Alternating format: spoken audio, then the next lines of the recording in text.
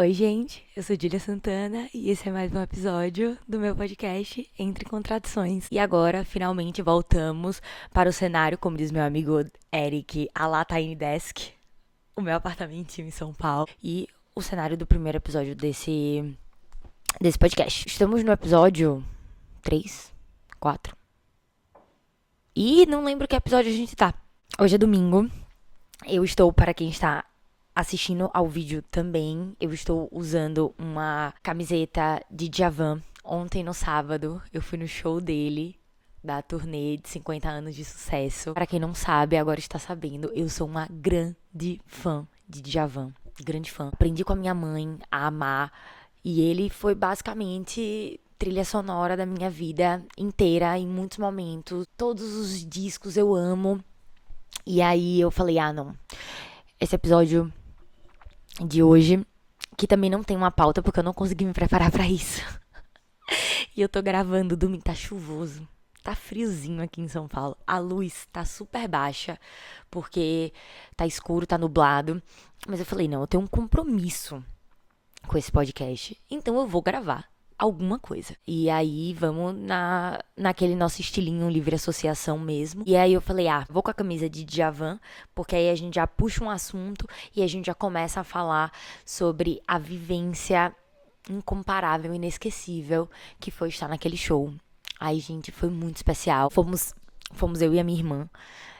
E a gente fez várias amizades lá no show. Porque a gente chegou cedo, que a gente tava muito ansiosa. A gente nem queria pegar, tipo, grade e tal. Mas a gente tava muito ansiosa, a gente não ia conseguir ficar, tipo, esperando em casa. Então a gente chegou 2 horas e meia antes do show começar. E ficamos lá. E aí, nisso que você fica 2 horas e meia esperando, você vai conhecendo a galera. Conheci esse casal, Rubens e Roberta. Eles estavam comemorando 34 anos de casados. E aí, Rubens fez uma presa pra ela, comprando o ingresso do show como forma de comemoração deles de 34 anos. E a gente ficou conversando, né? Sobre esses relacionamentos, assim, super duradouros. O deles é um exemplo. Eles têm, sei lá, uns 3 filhos. E viajam, curtem e tal. Com certeza tem suas questões, desafios. Mas eles estavam falando o quanto não só Djavan foi muito importante para o relacionamento deles. E esteve aí com eles todos esses 34 anos. Você pensa, o cara tava fazendo 50 anos de carreira, né? Nossa, assim, marcou muitas gerações. E eles falando, assim, que eles estavam, felizes e surpresos de estarem vendo tantas pessoas jovens no show. Eles acharam que não ia ter gente, tipo, da minha idade, ou da idade da minha irmã, assistindo ao show. Coisa de legado e você passar pros seus filhos, no caso, porque a gente começou a ouvir Djavan por causa da nossa mãe, né? E a gente comentou isso com eles. O quanto isso é importante e tal. O que mais me marcou, assim, de tudo desse show, da conversa que a gente teve lá com o Roberto e com o Rubens, e também tinha uma outra família que tava perto da gente. O pai, a mãe, 2 filhos. A menina tinha a idade da minha irmã, então um pouco mais nova que eu, o menino era um pouco mais novo. E eles curtindo, assim, tipo, a família, o casal, eu e a minha irmã. E a gente tava assim, nossa, queria pegar a energia que a gente tá vibrando aqui nesse dia. Não só a gente, todas aquelas milhares, dezenas de milhares de pessoas que estavam reunidas naquele dia. E guardar num potinho e sair espalhando por aí. Fico pensando o quão é poderoso a gente reunir esse tanto de gente vibrando na mesma frequência. A frequência do amor, movido pela música, conectado pelo mesmo propósito. E quanto isso é poderoso, assim.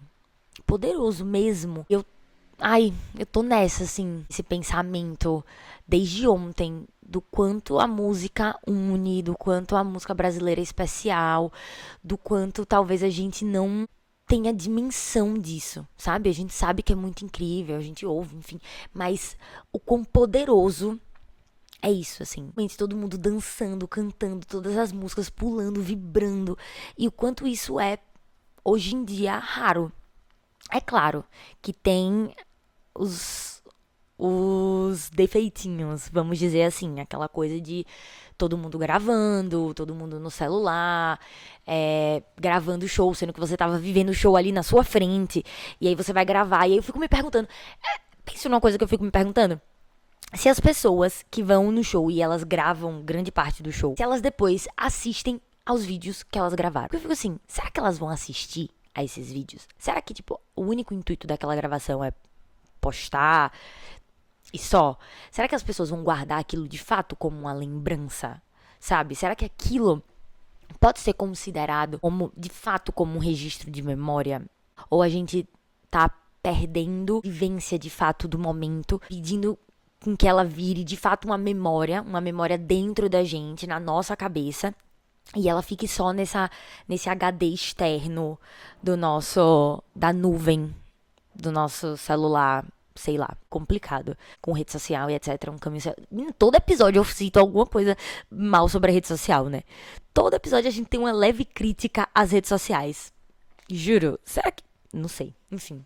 Eu queria abolir meu WhatsApp, tá? Sonho que eu tenho de vida abolir o meu WhatsApp. Não o WhatsApp em si. Quem quer usar o WhatsApp, feliz, fique aí você usando o seu WhatsApp, tá tudo bem.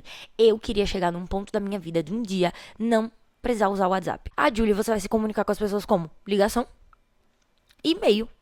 Não precisa mais do que isso. Se alguém precisa de mim instantaneamente, de fato precisa me acessar muito rapidamente e tem intimidade pra isso também, vai ter o meu número de telefone. Se for uma coisa que pode esperar, e-mail. E aí eu respondo quando eu puder. Eu odeio esse conceito. A gente já tá mudando de assunto, mas vem comigo, porque eu quero fazer essa reclamação. Pense num negócio que eu odeio. O conceito de mensagem instantânea. Primeiro, que a gente já foi longe demais com essa coisa de luz elétrica. Tá? Porque eu sou a pessoa do time ciclo circadiano. O sol nasceu, a gente acorda, a gente vai lá viver, vamos viver o dia. E é isso, tamo junto. O sol se pôs, acabou, gente. Acabou. O sol se pôs, vamos todo mundo se retirar, deitar no nosso sofazinho e dormir. Comer e dormir. O sol... Meu Deus, tá caindo uma tempestade. Eu não sei se vocês estão ouvindo, mas espero que não, porque tá bem forte. Ponto é, se pôs o sol, acabou. Tá uma tempestade, fica todo mundo em casinha aqui, ó, esperando a tempestade passar. Mas não, aí veio a luz elétrica, tudo bem, porque com a luz elétrica veio o quê? A Airfry. Posteriormente, né, obviamente, veio a Airfry e eu gosto da Airfry, então, por conta da Airfry, estarei aceitando a questão da luz elétrica. Mas, com isso, veio a internet, celular, nananana, e aí criou-se o WhatsApp, que vem trazendo e puxando essa galera, grupinho das mensagens instantâneas. E assim, gente, as pessoas, principalmente com quem você não tem muita intimidade, assim, que não é sua mãe, seu filho, ou sei lá, seu avô, não sei, ou sua irmã, alguém que precisa de você. De alguma forma tem alguma relação ali de interdependência. As pessoas, elas acham que elas podem te acessar instantaneamente. E que você deveria respondê-las instantaneamente. E que se você visualizar a mensagem que elas mandaram, você tem que responder instantaneamente. As pessoas, juro. E aí vai se criando um monte de camadas. Porque assim, esse pra mim é o cerne. Pra mim, o WhatsApp em si, as pessoas acharem que elas podem te acessar instantaneamente e ficarem enchendo a sua caixa de mensagem, pra mim já é uma questão. Meu WhatsApp ainda tem um agravante. Eu não tenho WhatsApp Business, então mistura ali no meu WhatsApp a minha vida pessoal e o trabalho. Aí uma outra camada que faz com que eu não goste do WhatsApp, assim, final de semana, mal acesso o meu WhatsApp, porque virou um negócio de trabalho e no final de semana eu quero me desconectar e eu não consigo me desconectar se eu abro o WhatsApp. Aí começa os comportamentinhos dentro do WhatsApp. Por exemplo, a pessoa que só manda oi, tudo bem? E não fala o que ela quer. Então ela manda um oi, tudo bem, aí você tem que responder o oi, tudo bem. Aí você não quer responder se tá tudo bem, você não quer saber também se tá tudo bem com ela, sinceramente falando. Mas você tem que mandar por quê? Porque eu sou do tipo de pessoa direta e reta no WhatsApp, tá? Você me manda, Júlia, preciso de tal coisa. Ah, não, você me manda. Oi, tudo bem, como vai?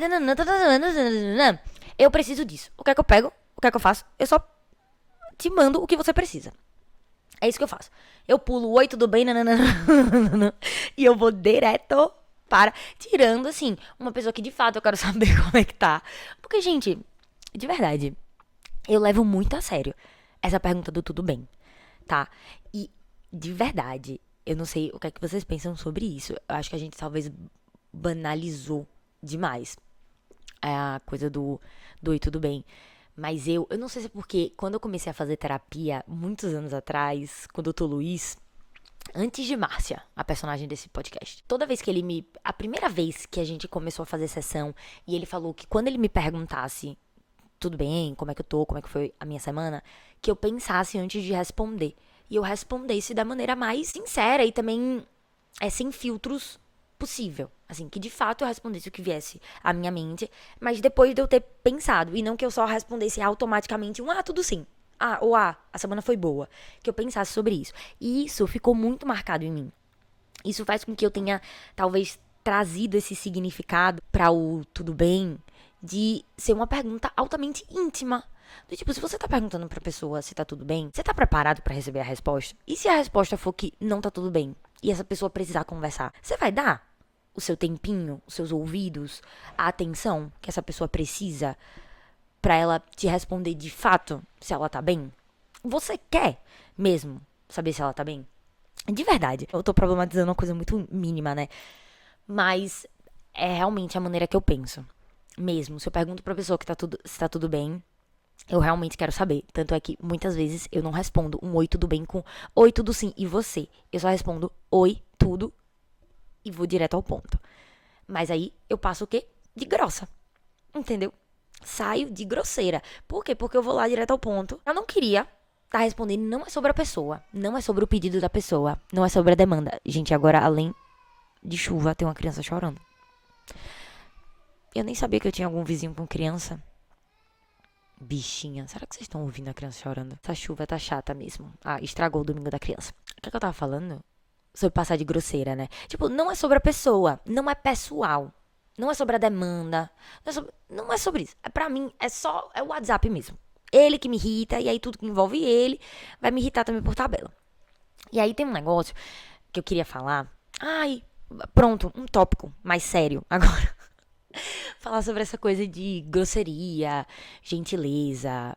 Isso, nossa, falando em frequência de pensamento, tá? Menos uma vez por semana eu penso sobre isso, porque pelo menos uma vez por semana eu passo por alguma situação que tem a ver com essa questão de grosseria versus gentileza, boazinha versus a, entre aspas, personalidade forte.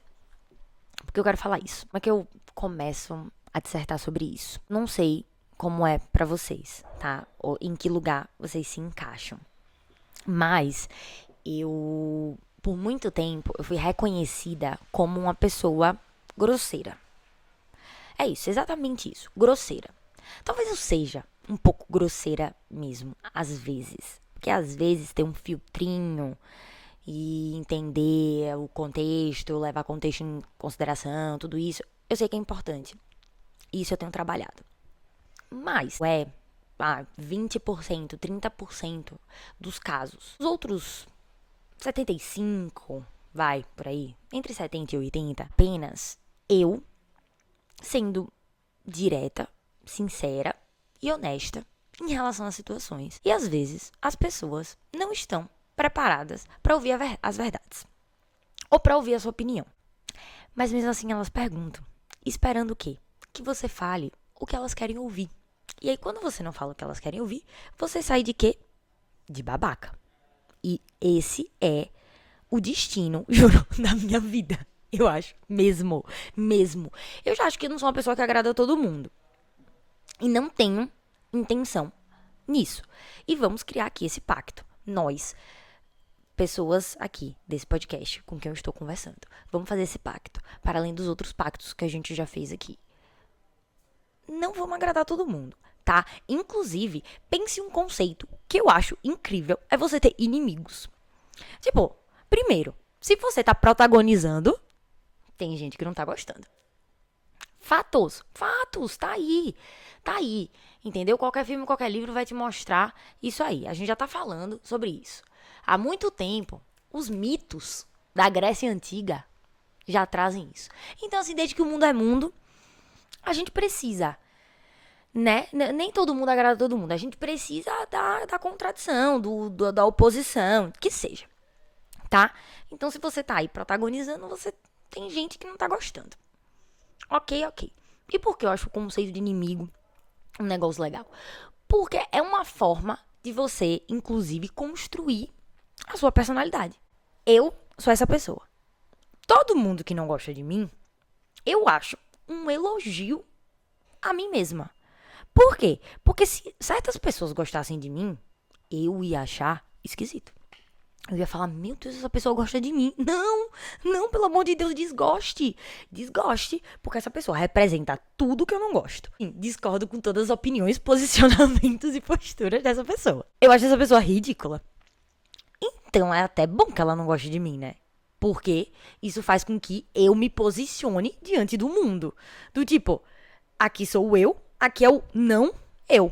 Logo, o inimigo ele é importante pro seu posicionamento pessoal, pra sua marca pessoal. Juro. Eu tô falando isso de brincadeira, mas é porque às vezes a gente fica nessa pilha de, ai, mas tal pessoa não gosta de mim. E aí, irmão? Ei, e daí que fulano não gosta de você? Pra que você quer que fulano goste de você, hein? O que vai fazer de diferença? Ai, mas eu queria muito, só que às vezes fulano não tá entendendo quem você é. E tem muita gente que vai desgostar de você. E isso é uma coisa que me pega às vezes. Quando a pessoa desgosta de você gratuitamente. Tipo, ela não te conhece. Você nunca interagiu com essa pessoa. E ela não gosta de você. Porque o santo não bateu. Mas às vezes é isso, o santo não bateu. Porque quando eu espelho isso pra minha vida, tem um monte de gente que eu não gosto porque o santo não bateu. Tem muita gente que eu não gosto por tabela. No sentido de fez mal a uma pessoa que eu amo muito. E a pessoa fez mal a alguém que eu amo muito. Desculpa, mas eu não vou fazer sala pra essa pessoa.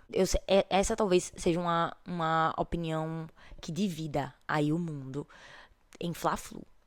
Por quê? Tem gente que é do time. Ah, a pessoa fez mal a minha irmã e não a mim. Então, tá tudo bem. Se ela fizer algum mal a mim, aí eu vou me virar contra ela. Eu acho que não. De verdade, eu não sou essa pessoa. Fez mal a quem me ama é pior do que ter feito mal pra mim. De verdade, pras minhas irmãs, pras minhas amigas. O problema é quando a pessoa a quem esse fulaninho, o cicraninho fez mal, perdoa o fulaninho, o cicraninho, e você não consegue esquecer que fulaninho, o cicraninho fez essa pessoa de besta. Ou fez mal a essa pessoa. Aí eu me lasco. E essa lascação já aconteceu. É tipo igual a amiga que fica em relacionamento tóxico de vai e volta, e toda vez que o amigo ou a amiga termina com o namorado, você fala mal do namorado, tudo que você odiava nele, aí depois a pessoa volta. Aí você fica lá com cara de tacho, tendo que aturar e dizer, esqueça tudo que eu falei, pelo amor de Deus. É difícil. Eu não tenho uma dica prática, eu acho, pra dizer assim, mas como é que eu faço pra parar de ligar pro que as pessoas pensam sobre mim? Pra dizer, dane, eu não sei. Eu acho que é treino. Talvez, como tudo na vida. Uma pessoa tá lá não gostando de você e você fala, tipo assim, ai, tudo bem. Você vai fingindo no começo, porque não vai estar tudo bem, mas aí depois vai virar natural. Se essa chavezinha não virar, acabou. Refém da vida. E pense num negócio que me tira do sério. Gente que fica de personagenzinha, da Chapeuzinho Vermelho boazinha do campo, pra que todo mundo goste dessa pessoa. Pronto, aí tá a não Júlia. Tá, o grupo de pessoas, provavelmente, que não gostam muito de mim, compõe também o grupo da Chapeuzinhos Vermelha, que fica aqui, ai não, porque não sei o que. Ai, não sei o que. Ei, irmão, a vida é uma batalha. Ei, vamos acordar, vamos reagir, vamos ter uma opinião, vamos opinar sobre alguma coisa. Fla-Flu. Você pode até escolher a zona cinzenta, mas escolha alguma coisa. Entende? Por você, porque faz sentido pra você. E não porque fulano acha que você deveria fazer não sei o que, porque não sei... Ai, gente, pelo amor de Deus, haja paciência. Não tenho paciência. E aí logo, talvez eu seja grosseira mesmo de vez em quando. Pela minha ausência de paciência, a culpa é do meu sol em Áries. Se eu puder culpar os astros, eu gostaria de fazer isso aqui por vocês, porque eu não vejo uma grande melhoria nisso a longo prazo. Vai ter uma certa melhoria, venho trabalhando pra isso, tenho uma perspectiva de melhora, mas dizer que vai ter uma grande revolução, acho que não. Um negócio que eu tava aqui, enquanto eu tava falando sobre boazinha ou ser vista como grosseira e sempre ter também essa operação entre esses dois extremos, né? Porque ou você é a mulher grosseira ou você é a mulher boazinha. Será que isso só acomete as mulheres? Igual a gente falou alguma coisa em algum outro podcast que eu fiquei me perguntando se os homens pensam sobre isso também. Eu fico me perguntando se tem essa coisa no universo masculino. Tem um pouco de inveja do universo. Olha, eu não invejo muitas coisas, tá? Porque eu gosto da minha vida, gosto sabe? Eu sou uma pessoa que me satisfaço com a realidade, no geral. Isso faz com que, né, geralmente, se você está satisfeito com a sua própria realidade, eu acho que você tem potencialmente menos inveja das pessoas e das coisas ao redor. Mas tem um negócio que eu tenho inveja sobre o universo masculino. E aí, primeiro, eu acho que eles não têm essas questões, como essa que eu acabei de trazer, mas eu não tenho certeza. Então, eu não tenho ativamente ainda inveja sobre isso, porque eu não sei se é de fato isso. Mas tem um negócio que eu tenho inveja do universo masculino, eu estava falando com os meus amigos sobre isso esses dias. A caixinha do nada. Sabe a caixa do nada da mente do homem? Que eles conseguem deitar no sofá, ficar olhando pra cima e não pensar em absolutamente nada. Juro. Tem coisa mais sensacional do que isso. No dia que eu atingi, não tem mindfulness no mundo, no Nepal, no Japão, não tem mindfulness, não tem meditação, não tem Ayurveda, não tem yoga, não tem que me faça realmente desligar essa cabecinha. Não tem. Não tem. Já me convenci.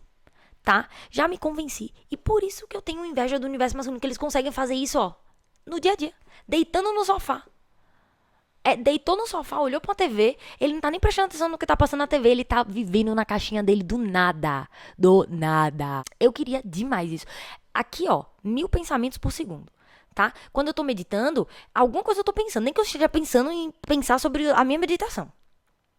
Pensar na respiração, alguma coisa. Ah, não consigo. A caixinha do nada não consigo. Mas eu também fico pensando se nesse universo de aceleração que a gente tá vivendo, de muitos estímulos, muita coisa ao mesmo tempo, se os homens estão conseguindo atingir a caixinha do nada, se ela ainda existe, ou se tá cada vez mais raro esse fenômeno da caixinha do nada. Talvez se as novas gerações não consigam mais ter essa caixinha do nada, porque já é uma galera que vem aí de internet, de redes sociais, do WhatsApp. WhatsApp, pronto, pense em um negócio que tá aí ameaçando a caixinha do nada. É o WhatsApp. Por quê? Porque você sempre tem um WhatsApp pra responder. Você sempre tem uma pessoa ali inconveniente te mandando mensagem, ou até que não seja inconveniente, mas um trabalho chegando pra você, um grupo da família mandando uma selfie, um negócio. Sempre tem alguma coisa. O WhatsApp é o maior inimigo da caixinha do nada. O mundo moderno, né? Contemporâneo. É o maior inimigo da caixinha do nada e eu queria saber de vocês, homens, se a caixinha do nada ela ainda existe ou não. E eu fico me perguntando, como é que o mesmo ser humano, que é o ser humano capaz de acessar a caixinha do nada, tem uma expectativa de vida menor do que as mulheres? Juro, a gente é batalhadora, viu? Porque o ser humano vem com essa alta habilidade, tá? O XY, ele vem ali com essa alta habilidade de caixinha do nada. Ele vai lá e mesmo assim consegue se cuidar tão mal que a expectativa de vida é mais baixa que a nossa. Juro. Não entendo. Não consigo entender. Inclusive a gente tava falando de homens agora. E eu comecei a rir sozinha porque eu lembrei da classificação. A minha melhor amiga, ela divide o universo masculino em dois. Ela fala que só existem dois tipos de homem. Ou o homem ele é burro, ou ele é sonso. E aí você vai ter que escolher qual que você vai querer aturar pelo resto da sua vida. Se você vai querer aturar o burro ou vai querer aturar o sonso. E é isso, agora eu deixo pra vocês poderem fazer toda a reflexão em torno disso. E vocês vão ver que realmente, se vocês forem analisar, todos ao seu redor, ou é um ou é outro. Escolha essa batalha. Veja qual batalha você vai querer percorrer. Teve um negócio que eu tava pensando essa semana, por conta do episódio do Não Importa que saiu na semana, e aí Gregório e João Vicente estavam conversando sobre arrependimento, se eles se arrependiam de alguma coisa, se eles voltariam pra fazer alguma coisa diferente. Eu tava pensando sobre arrependimento, e eu peguei uma carona com o meu chefe esses dias, e ele falou uma frase que foi muito boa, porque ele foi me dar carona, e antes de chegar no apartamento, tinha um retorno que tava bloqueado. Então, tipo, tinha que fazer um retorno. Só que esse retorno tava bloqueado porque tava tendo uma obra. E aí ele teve que dar uma super volta pra poder, né, chegar no endereço correto. E aí ele soltou a seguinte frase: é na ausência dos retornos que a gente se arrepende das caronas. Juro! Vou falar de novo essa frase de para-choque de caminhão. Sensacional. É na ausência dos retornos que a gente se arrepende das caronas. Dito isso, eu sou a favor do arrependimento, tá?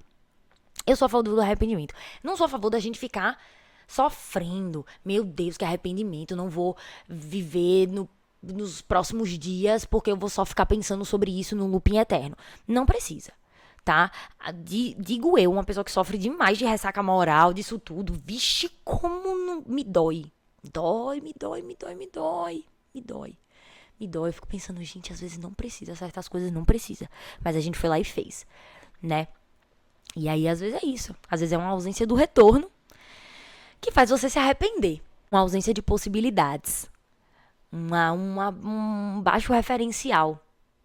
Entende? Um baixo universo ali de possibilidades e opções. Que faz você, no final da estrada, se arrepender da carona. Pense sobre isso. Eu sou a favor do arrependimento. Ao mesmo tempo, eu tenho o meu misticismo interno, que eu acho que tudo que era pra acontecer, acontece da maneira que deveria acontecer.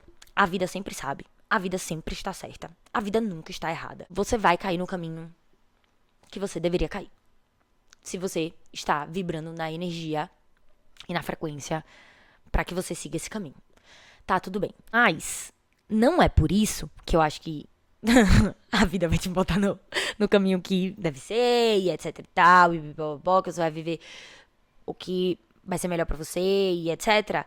Que eu não vou me arrepender de certas coisas no meio do caminho. Posso ser até que aquela coisa tenha sido boa pra onde eu tô. Nem por isso eu vou dizer, ai, como eu amei. Não amei não. Odiei ter feito, odiei ter passado. Se eu pudesse ter uma maquininha de memória, eu apagaria a memória e desveria o que eu vi. Sim. Eu gostaria de chegar no lugar que eu cheguei. Hoje tá ótimo. Dia de hoje, 10 de maio. Maravilhoso. Adoro o dia de hoje. Mas assim, dizer que eu viveria exatamente tudo que eu vivi igual, não. Não sei se essa é uma grande polêmica que eu tô levantando. Não sei qual é a posição de vocês. Tem gente que fica com, sabe, aquelas coisas. Eu acho que isso é muito imaginário de filme de volta no tempo. Porque o filme de volta no tempo é, tipo, sempre uma pessoa voltando, fazendo uma coisinha de diferente e dando uma merda federal lá na frente. Tipo, como se tudo fosse desalinhar. Todos os astros fossem desalinhar se a gente fizesse uma mini coisinha diferente lá atrás. E eu acho que não. Eu realmente acho que não. Ainda mais se for na minha vida. Se eu mudar uma mini coisinha, acho que não vai mudar muita coisa não no universo como um todo. Na minha vida, talvez. Deixa eu pensar. Talvez se você dependendo da coisa que você mude, possa ser que mude bastante. Com certeza. E eu não vou pagar pra ver. Até porque tudo bem, se me derem uma máquina do tempo, ou se me derem um aparelhinho de memória, de esquecimento de memória, aí tinha umas coisas que eu ia querer esquecer pra poder viver de novo. Uma coisa que eu adoraria esquecer pra eu poder viver a primeira vez de novo é ouvir todas as músicas dos clássicos do forró. Tipo, imagine você ouvir Calcinha Preta pela primeira vez. A sensação que é você ouvir todas de Flávio José, todas de Dorival Dantas, todas de Aviões de Forró volume 6 pela primeira vez de novo. Eu gostaria dessa maquininha de memória pra poder viver isso de novo. Falo isso inclusive porque eu tava com um amigo meu esses dias que nunca teve contato com isso. E aí eu fico, realmente, quando eu entro nesses choques culturais, do tipo, como é que você mora no Brasil, sabe assim, tem a mesma idade que eu, você nunca ouviu um Calcinha Preta na sua vida. Gente, pelo amor de Deus, a gente deveria começar a panfletar aqui em São Paulo, no Rio, sobre esse tipo de coisa. Panfletar playlist de forró. Eu tenho uma ótima playlist de forró no Spotify, chama Chegou o Junho, eu acho ótimo, pelo menos todo junho eu tô lá botando, na verdade passou o carnaval eu já começo a ouvir essa playlist, mas tudo bem.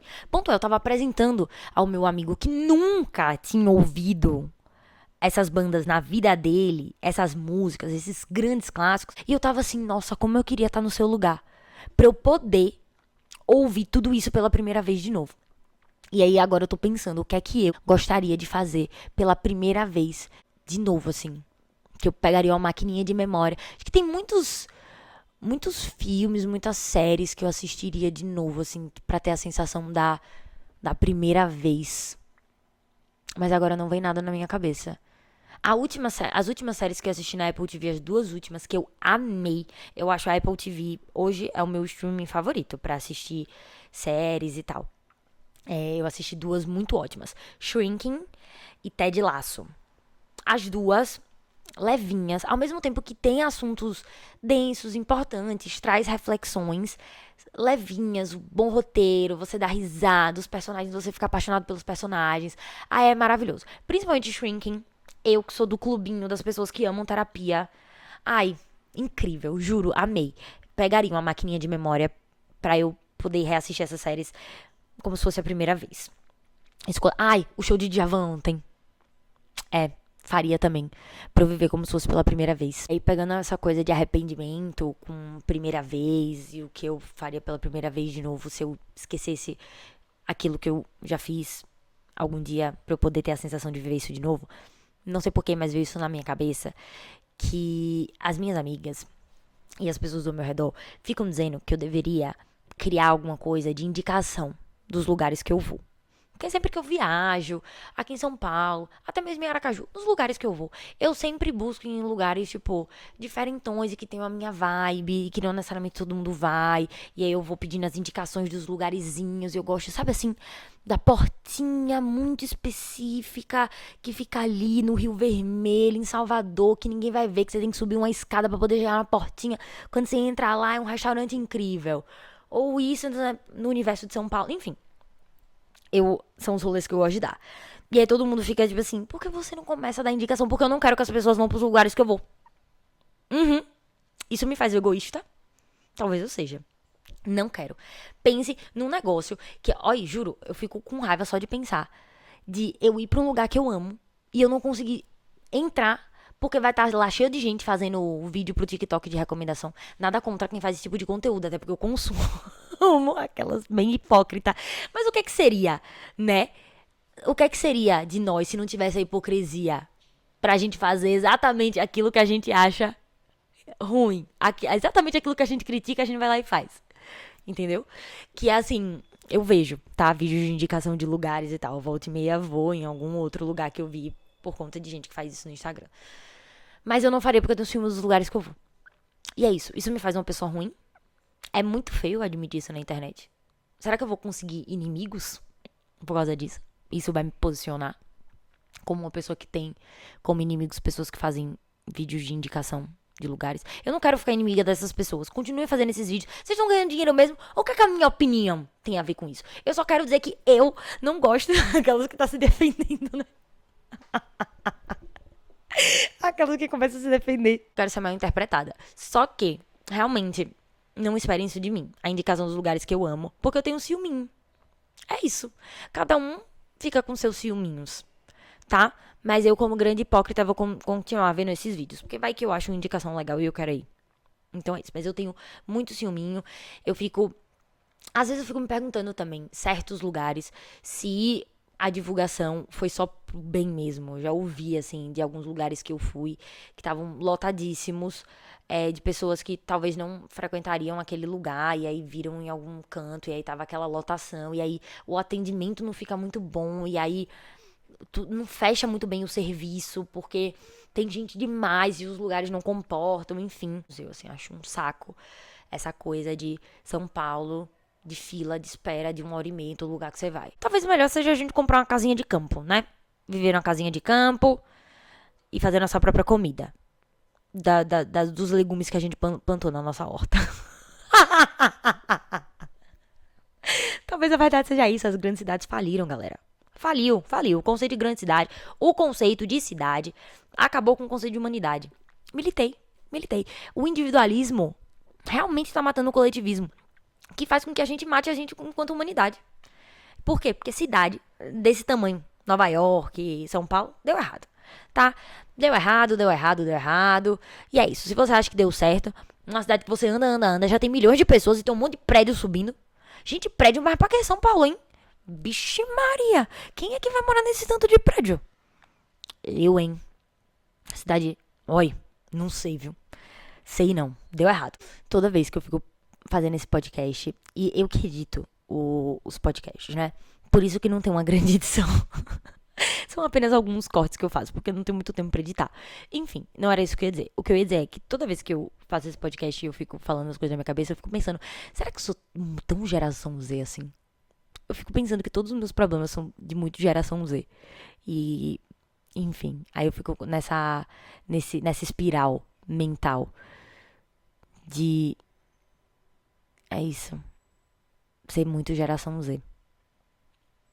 E a gente tá muito doidinho enquanto geração Z. A geração com dificuldade de compromissos, a geração com dificuldade da criação de raízes, da escolha. Ai, a gente vive demais o paradoxo paradoxo, paradoxo do Julião, o paradoxo da escolha, né? Como também a gente vive o grande paradoxo da conectividade, né? Todo mundo hiperconectado, todo mundo também hiperindividualista, né? Todo mundo separado, junto, mas separado. A mesma coisa da escolha. Tem tudo pra escolher, a gente não quer nenhuma das opções possíveis. Escolhe uma opção, já quer pular pra outra. Tá babado. Eu fico me perguntando se isso é muito geração Z. Se eu tô muito geração Z. Grande parte das coisas eu amo. Por isso que esse podcast chama Entre Contrações. Porque grande parte das conclusões dos meus pensamentos terminam em não sei. Gente, isso é maravilhoso. Ah, eu quero terminar esse podcast assim. Esse episódio. Vamos terminar assim. Sobre essa coisa da gente não saber. A gente abraçar o não saber. Tô forçando uma reflexão? Ou não? Tá fazendo sentido?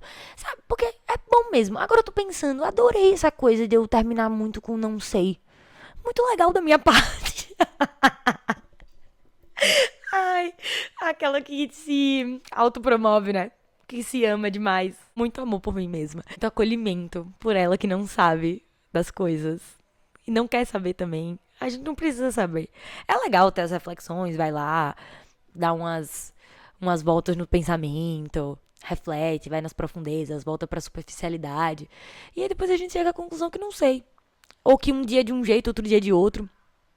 Tá tudo bem, né? Eu tenho um bloco de notas agora que eu fico anotando coisas aleatórias, não pautas específicas, mas frases aleatórias, porque qualquer coisa eu posso trazer aqui. E uma frase que eu guardei aqui no meu bloco de notas, que é uma que eu amo, e aí a gente pode finalizar com ela, porque aí a gente fica com essa reflexão. Quem sabe o próximo episódio desse podcast a gente pode falar mais sobre isso, porque eu acabei de falar disso do individual pro coletivo, da questão das grandes cidades, desse paradoxo da conectividade e tal. E tem uma frase no livro de Bell Hooks que eu amo, tudo sobre o amor. É bibliografia básica desse podcast também. Eu amo Lela Brandão, acho que eu já falei aqui em algum episódio. É grande parte também da motivação de eu criar esse podcast, porque eu ouço muito podcast. E Lela, por exemplo, a Marcela Ceribelli também do Bom Dia Óbvios, são, né, a minha escola. Aqui, nesse podcast, frequentamos a escolinha Gostosas Também Choram, Bom Dia Óbvios e etc. E aí, Lela fala que uma das bibliografias base pro podcast dela é o Tudo Sobre o Amor, de Bell Hooks. E, consequentemente, também é bibliografia básica pro Entre Contradições. Tudo que Bell Hooks escreve, eu amo. E ela tem essa frase que eu acho perfeita. No livro tá num contexto muito específico, mas mesmo que você tire ela de contexto e aplique para outros contextos, é muito cirúrgica. Diz o seguinte, presta atenção. Raramente nos curamos isoladamente. A cura é um ato de comunhão. Perfeito. É exatamente isso. Parando pra pensar, é exatamente por isso também que esse podcast existe. Pra gente se curar coletivamente. Ter um momentinho de ato de cura coletiva. Porque realmente, isoladamente, não é o jeito mais legal de fazer. Então vamos seguir aí contradizendo a nós mesmos nessa jornada. Nos vemos na próxima semana, no próximo episódio. Espero que tenham gostado dessa baguncinha de episódio. Meu cérebro não está funcionando muito bem, mas o meu compromisso com vocês fala mais alto do que tudo. Então por isso que estou aqui e na próxima semana estou de volta. Um cheiro, gente. Até a próxima.